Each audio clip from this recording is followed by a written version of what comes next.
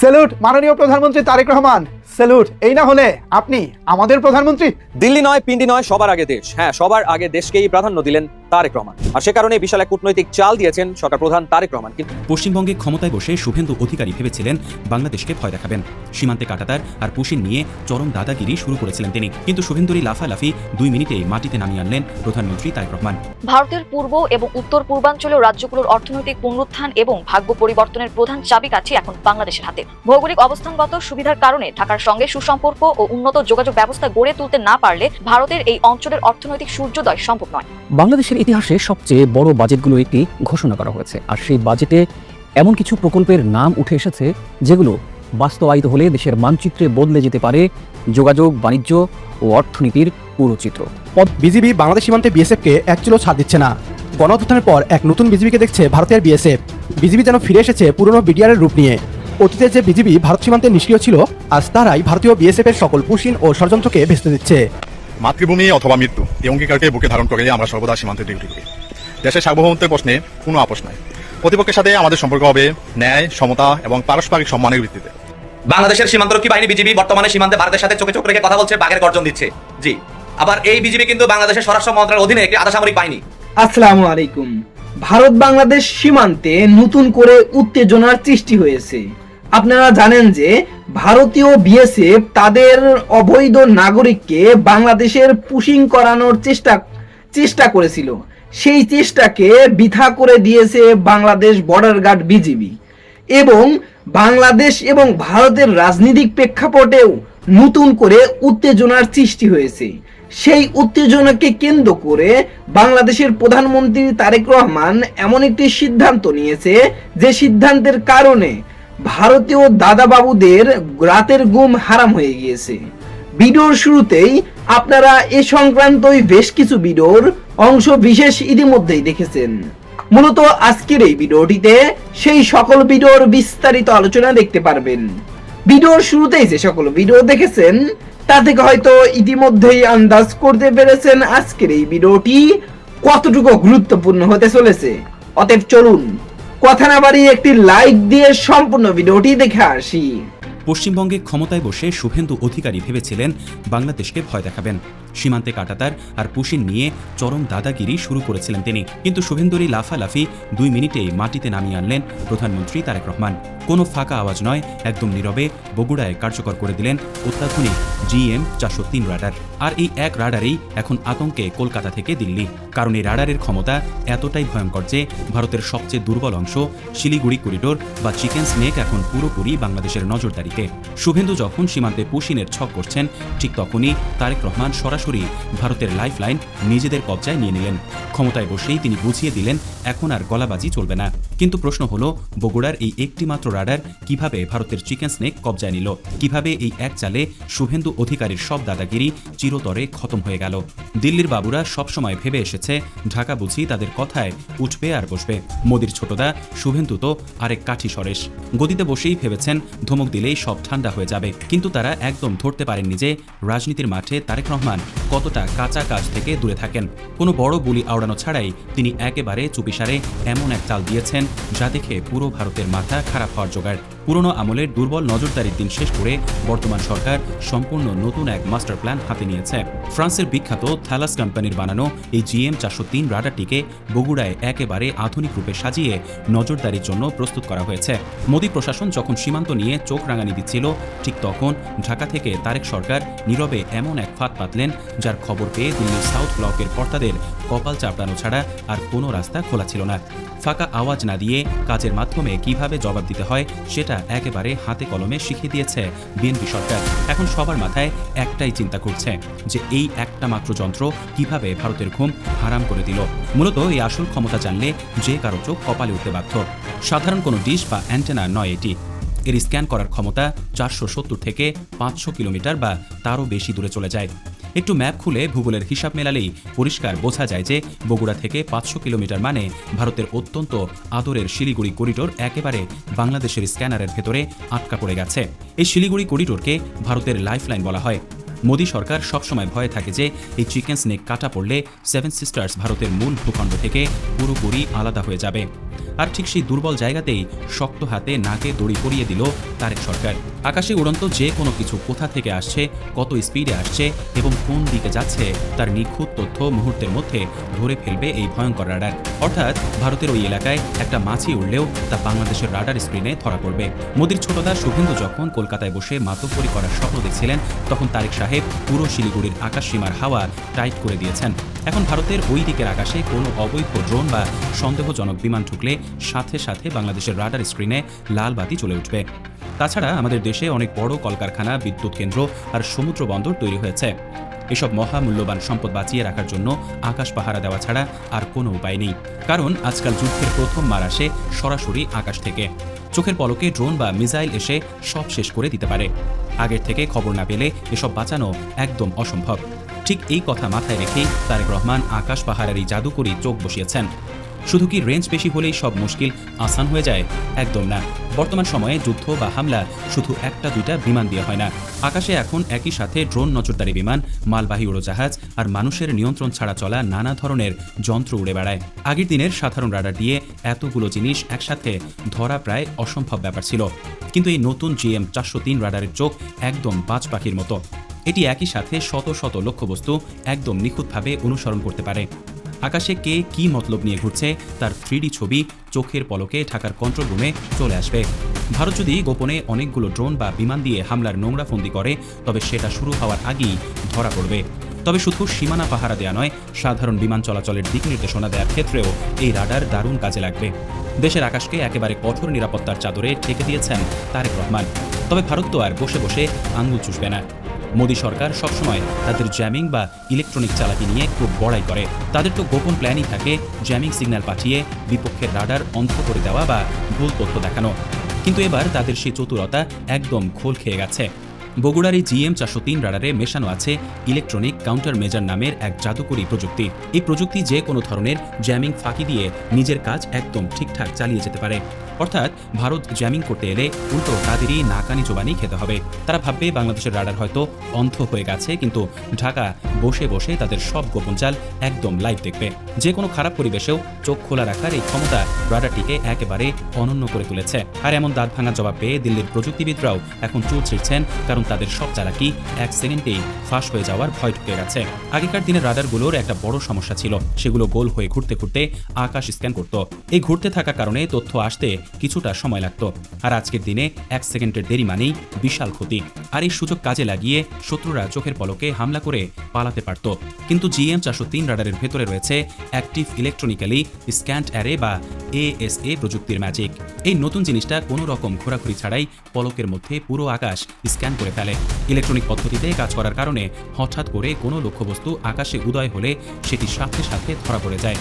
ফলে ভারতের ফাঁকি দিয়ে ঢুকে পড়ার কোনো সুযোগই আর অবশিষ্ট নেই। যে কোনো হামলা বা মারমুখী কাজের প্রস্তুতি শুরু হওয়ার আগেই বাংলাদেশ তা জেনে যাবে।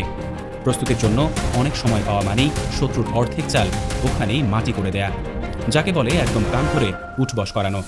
যান্ত্রিক রাডারের দিন শেষ করে এই আধুনিক ইলেকট্রনিক চোখ বসানোর কারণে বাংলাদেশের আকাশ প্রতিরক্ষা ব্যবস্থা এখন বিশ্বের প্রথম সারির দেশগুলোর সাথে সমানে পাল্লা দিচ্ছে। অন্যদিকে কলকাতার নতুন বাবু শুভেন্দু অধিকারী ক্ষমতায় বসেই আসামের স্টাইলে চরম নোংরা এক ছক কষেছিলেন। ভেবেছিলেন বাংলাদেশ হয়তো ভয় পেয়ে গুটিয়ে যাবে, কিন্তু তারেক সরকার তাকে এমন এক জব্বর শিক্ষা দিলেন যা তিনি সারা জীবন ভুলতে পারবেন না। কারণ এই রাডার বাংলাদেশের হাতে আগাম খবর পাওয়ার চাবি তুলে দিয়েছে। অর্থাৎ ভারত সীমান্তে সৈন্য বা ড্রোন জড়ো করার আগেই ঢাকা সব জেনে যাবে। বাংলাদেশের প্রস্তুতি নেওয়ার জন্য হাতে থাকবে অনেক সময়। শুভেন্দু অধিকারী বা মোদী প্রশাসন যখন আগ্রাসী কোনো কাজের কথা ভাববে, তার অনেক আগেই বাংলাদেশ পাল্টা জবাব দেওয়ার জন্য মিসাইল তাক করে বসে থাকবে। শুভেন্দুর এই পুশিন আর কাঁটাতারের দাদাগিরি মূলত এখানেই শেষ, যাকে বলে একেবারে বুড়ো আঙ্গুল দেখিয়ে ভারতের সব প্ল্যান পানিতে ফেলে দেওয়া হয়েছে। তারেক রহমান পরিষ্কার বুঝিয়ে দিয়েছেন নিজের দেশের মাটির 1 ইঞ্চিও কাউকে ছুঁতে দেওয়া হবে না। তারা ভেবেছিল বাংলাদেশ শুধু বসে বসে তামাশা দেখবে, তারা এখন নিজেদের ভুল বুঝতে পেরে চুপসে গেছে। রাজনীতি আর প্রতিরক্ষার এই খেলায় তারেক রহমান এমন গুটি চেলেছেন যা ভারতের সব হিসাব নিকাশ ওলটপালট করে দিয়েছে। বগুড়ায় GM-403 রাডার পুরোপুরি কার্যকর করা কোনো ছোটখাটো ঘটনা নয়, এটি পুরো দক্ষিণ এশিয়ার রাজনীতিতে এক বিশাল গেম চেঞ্জার। যারা বাংলাদেশকে দুর্বল ভেবে ছড়ি ঘোরানোর চেষ্টা করত, তাদের জন্য এটি চরম লজ্জার। প্রধানমন্ত্রী তারেক রহমান কোনো হুঙ্কার না দিয়েই ভারতকে যেভাবে নাচিয়ে ছাড়ছেন তা সত্যিই দেখার মতো এক দৃশ্য। বাংলাদেশের আকাশ এখন আগের চেয়ে 1000 গুণ বেশি নিরাপদ। দেশের ভেতরে বড় শিল্প কারখানা, বিদ্যুৎ কেন্দ্র আর সমুদ্র বন্দরগুলো এখন একেবারে সুরক্ষিত। শুভেন্দু অধিকারীর গলাবাজি আর দিল্লির মাতব্বরের কফিনে এটি হলো শেষ পেরেক। এই এক রাডারেই পুরো ভারতের ঘুম হারাম হয়ে গেছে। বাংলাদেশ বুঝিয়ে দিয়েছে যে এখন থেকে এই অঞ্চলে আসল খেল দেখাবে ঢাকা। কোনো ভিন দেশি আগ্রাসন বা চোখ রাঙানি আর সহ্য করা হবে না। দেশের আকাশ বাতাস আর সীমানা এখন নতুন এক আত্মবিশ্বাসে জেগে উঠেছে। আগামী দিনে এই রাডার শুধু সামরিক কাজে নয়, দেশের সাধারণ বিমান চলাচলের নিরাপত্তায়ও দারুণ ভূমিকা রাখবে। বলা যায় তারেক সরকারের নীরব চালেই দৃশ্যপট বদলে গেছে। বাংলাদেশের ইতিহাসে সবচেয়ে বড় বাজেটগুলো একটি ঘোষণা করা হয়েছে, আর সেই বাজেটে এমন কিছু প্রকল্পের নাম উঠে এসেছে যেগুলো বাস্তবায়িত হলে দেশের মানচিত্রে বদলে যেতে পারে যোগাযোগ, বাণিজ্য ও অর্থনীতির পুরো চিত্র। পদ্মা নদীর উপর নতুন ব্যারেজ, যমুনায় দ্বিতীয় সেতু, Dhaka Chattogram high speed rail, নতুন এক্সপ্রেসওয়ে, গভীর সমুদ্র বন্দর, থার্ড টার্মিনাল, এমনকি দক্ষিণ এশিয়ার এভিয়েশন হাব হওয়ার পরিকল্পনাও আছে এই বাজেটে। কিন্তু প্রশ্ন হলো, এই বিশাল পরিকল্পনা কি সত্যিই বাস্তবে রূপ নেবে, নাকি আগের অনেক প্রকল্পের মতোই কাগজে কলমে সীমাবদ্ধ থাকবে? প্রিয় দর্শক, আজকের বিশ্লেষণে দেখা হবে নতুন বাজেটে কোন কোন মেগা প্রকল্প সবচাইতে বেশি গুরুত্ব পেয়েছে। এসব প্রকল্প দেশের অর্থনীতি ও যোগাযোগ ব্যবস্থায় কি পরিবর্তন আনতে পারে, আর কেন অর্থনীতিবিদরা বলছেন শুধু বরাদ্দ দিলেই হবে না, সবচাইতে বড় চ্যালেঞ্জ হচ্ছে বাস্তবায়ন। আপনাদের সাথে আছি আমি শাহাদাত হোসেন। তো চলুন পুরো বিশ্লেষণে যাওয়া যাক। প্রায় 9,38,000 কোটি টাকার এই বাজেটে অবকাঠামো উন্নয়নকে দেওয়া হয়েছে সর্বোচ্চ গুরুত্বের একটি। মোট 1,74,988 কোটি টাকা বরাদ্দ রাখা হয়েছে অবকাঠামো খাতে, আর এর প্রায় 1/3 অর্থাৎ 60,730 কোটি টাকা ব্যয় করার পরিকল্পনা আছে সড়ক, রেল, নৌ ও বিমান পরিবহন খাতে। সরকারের যুক্তি স্পষ্ট, অর্থনীতির গতি বাড়াতে হলে প্রথমেই যোগাযোগ ব্যবস্থার আমূল পরিবর্তন প্রয়োজন। আর সেই পরিবর্তনের কেন্দ্রবিন্দুতে আছে একটি প্রকল্প, সেটি হলো পদ্মা ব্যারেজ। 34,497 কোটি টাকা ব্যয়ে নির্মিত হতে যাওয়া এই প্রকল্পকে এরই মধ্যে নতুন বাজেটের সবচেয়ে বড় মেগা প্রকল্প হিসেবে দেখা হচ্ছে। সবচেয়ে গুরুত্বপূর্ণ বিষয় হলো এই বাস্তবায়ন করা হবে নিজস্ব অর্থায়নে। পরিকল্পনা অনুযায়ী 2033 সালের মধ্যে প্রায় 2.1 কিলোমিটার দীর্ঘ ব্যারেজের উপর একটি রেল সেতুও নির্মাণ করা হবে।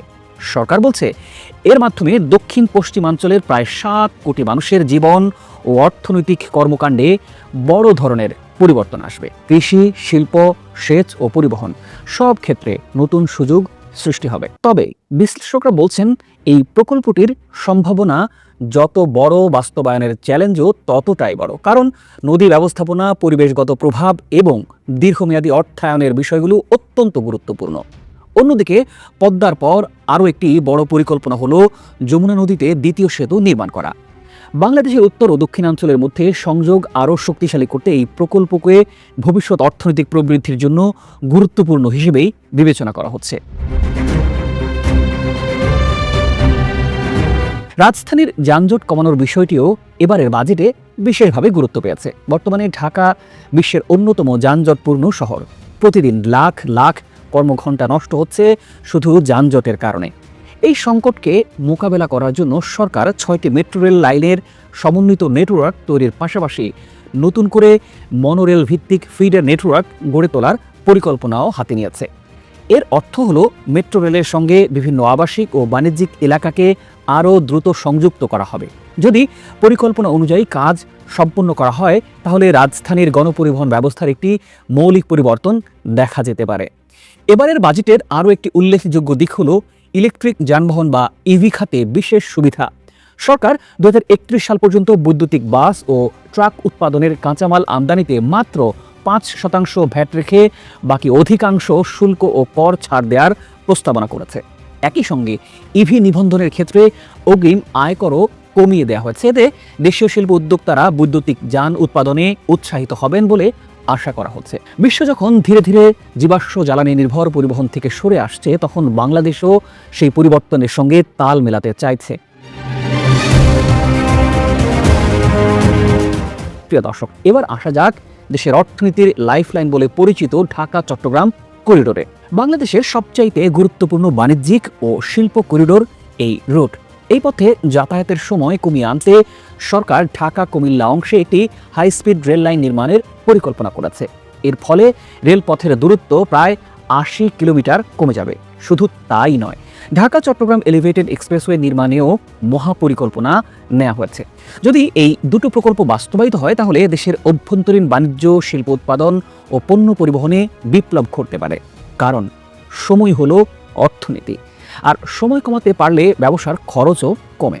নৌপথ উন্নয়নেও সরকারের অগ্রাধিকার তালিকায় আছে। বাংলাদেশ নদীমাতৃক দেশ হলেও দীর্ঘদিন ধরে অনেক নৌপথ নাব্যতা সংকটে ভুগছে। এই কারণে খাল খনন, বাঁধ নির্মাণ এবং গুরুত্বপূর্ণ নৌপথ পুনরুদ্ধারের জন্য পানি সম্পদ মন্ত্রণালয়ের অধীনে 10,533 কোটি টাকা বরাদ্দের প্রস্তাব করা হয়েছে। 309 কিলোমিটার বাঁধ নির্মাণ এবং 484 কিলোমিটার নৌপথে নাব্যতা ফিরিয়ে আনার লক্ষ্য নির্ধারণ করা হয়েছে। বিশেষজ্ঞরা মনে করেন সড়কের উপর চাপ কমাতে নৌপথের কোনো বিকল্প নেই। আন্তর্জাতিক বাণিজ্যের ক্ষেত্রেও বড় পরিকল্পনা রয়েছে সরকারের। মাতারবাড়ি গভীর সমুদ্র বন্দরের প্রথম টার্মিনাল, চট্টগ্রামের বে টার্মিনাল, মংলা বন্দর এবং লালদিয়া টার্মিনালের কাজ দ্রুত শেষ করার লক্ষ্য নির্ধারণ করা হয়েছে এই বাজেটে। প্রিয় দর্শক, এই প্রকল্পগুলো সম্পন্ন হলে বাংলাদেশের আমদানি রপ্তানি সক্ষমতা উল্লেখযোগ্যভাবে বাড়বে। বিশেষ করে মাতারবাড়ি গভীর সমুদ্র বন্দর চালু হলে বড় আকারের জাহাজ সরাসরি বাংলাদেশে ভিড়তে পারবে। আমি আশা করছি সম্পূর্ণ ভিডিওটি দেখেছেন এবং এই ভিডিওর সাপেক্ষে আপনার কি মতামত সেটা অবশ্যই কমেন্ট বক্সে জানিয়ে যাবেন। ভিডিওটি ভালো লেগে থাকলে শেয়ার করতে ভুলবেন না। আমাদের এই চ্যানেলে নতুন হয়ে থাকলে চ্যানেলটি সাবস্ক্রাইব করে চ্যানেলের পাশে থাকবেন। আর যারা ইতিমধ্যেই চ্যানেলটি সাবস্ক্রাইব করেছেন তাদেরকে অসংখ্য ধন্যবাদ। দেখা হবে নতুন কোনো ভিডিও নিয়ে। ততক্ষণ সবাই সুস্থ থাকবেন। আল্লাহ হাফেজ।